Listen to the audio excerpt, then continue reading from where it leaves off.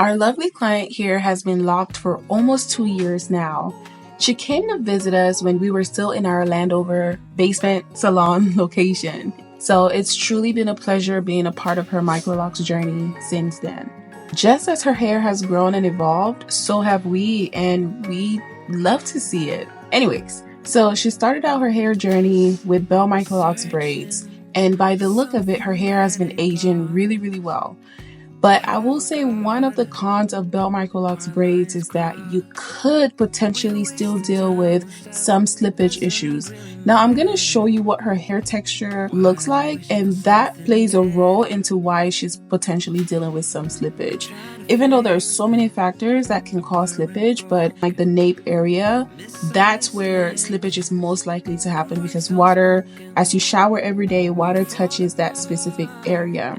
Per her file, she's probably had a couple of locks slip out over the past almost 2 years, which is not bad at all. Slippage is just what it is, and this is why we are super strict about our consultation process, because we know it's not fun when it happens. So whenever you attach anything to your hair, there is going to be some sort of risk of slippage. Box braids, micro braids, etc. It's not only about it's not about whose fault it is, but it's vital to know that slippage can occur even down the line of your locks maturing. She's been to us throughout her Microlocs journey, and we were able to fix it easily. Sometimes our clients tell us not to even bother fixing it, and now I won't lie, other clients will flip and panic about it.